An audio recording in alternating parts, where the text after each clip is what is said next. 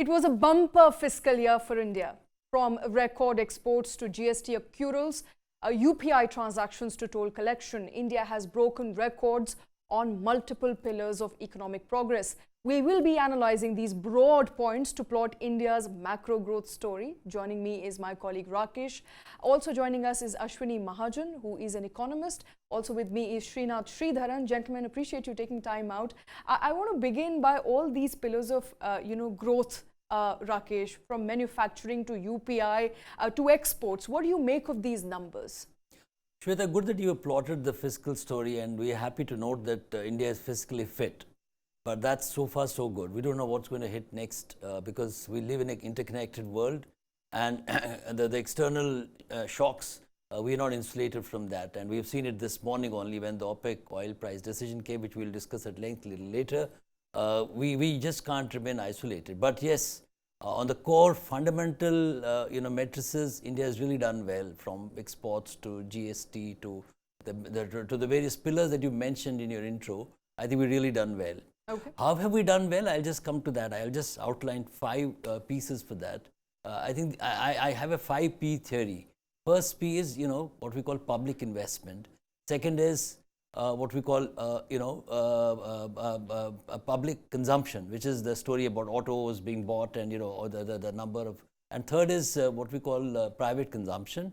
Fourth is public digital goods. And fifth is the most important one, which especially in the recent past has come to play, is the prudent regulatory ecosystem that we have in India. These 5 Ps have driven the India macro story, and we are happy to note that they're there for us to have this discussion today. Going forward, we'll discuss further what are the challenges. Okay, let's talk about manufacturing sector. India's manufacturing sector displayed quick expansion in March due to increased productivity and new orders, and in fact jumped to 3-month high. The S&P Global Purchasing Managers Index, which is PMI, came in at 56.4, up from 55.3 in the month of February. This, according to data, of course, released today. As far as exports is concerned, and we discussed this extensively, India's exports collectively, goods and services, crossed $750 billion mark, first time in history.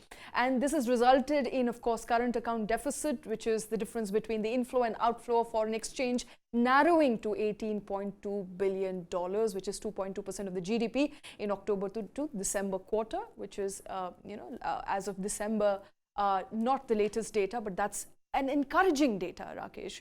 Also joining us at this point in time is Professor Ashwini Kumar. Ashwini, coming to you first, how do you read these developments? Rakesh here pointed at the 5 Ps or 4 Ps of development. These are the pillars on which India is growing. But what do you make of the overall macro picture on the basis of the current account deficit, which is narrowing at the moment? We're doing well on the export front and so on. See, overall economic picture, macroeconomic picture is very encouraging.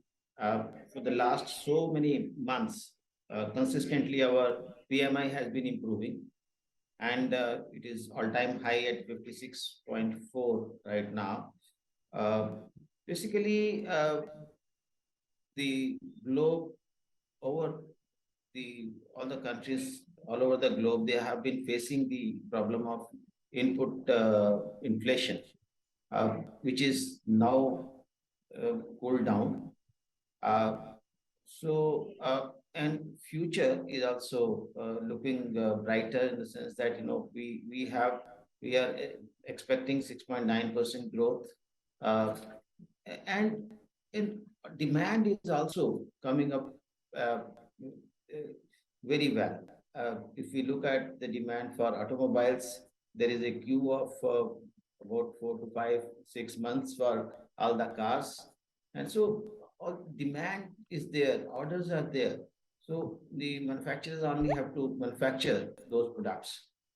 If we look at the export side, and we reached approximately $676 billion of exports last year, reaching to $750 billion exports this time. So this is the most encouraging thing. And those who were saying that it is very is not an achievable target for $2 trillion of exports by 2030. It looks like, it is an underestimate now. We can even go further.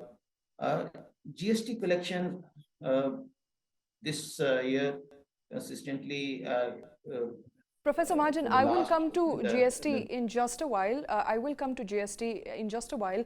But Srinath Sridharan is also with us, and I want to take a question up for him at this point in time. Srinath, you heard Rakesh speaking. You heard Professor Mahajan speaking there. I want to ask you, the target, of course, of the exports is to reach $2 trillion dollars in the next couple of years. How achievable is that target, and how hopeful are you with these numbers? See, I think there's been nearly 25% growth year on year with the current exports of services, software, business, and travel. Sustainable question mark. Today, let's look at software. There has been a slowdown in large ticket size orders from the Western markets, which are the prime clients for our software industry. Are they sustainable? Probably yes in the short term. Long term, we will have to see. Business exports, I think services exports and business export will grow. Travel services, not too sure. We still seem to be a little volatile. But what has also helped very largely, we're forgetting the inward remittances from non-resident Indians has dramatically increased by over 30%. And that's a big chunk of this entire calculation of the difference in the imports and the exports.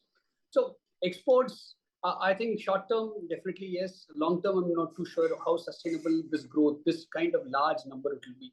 And what are we going to export that the world would say that, hey, I want to grow, pick it up from India? That's a question mark.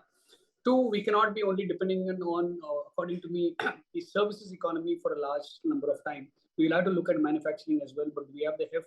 I have a question mark. Travel, yes. The digital public goods, as Rakesh alluded to, phenomenal. But can we actually use that as one of the services that we can export and make money off it? I think so. I think we're underestimating the potential of Indian digital public goods.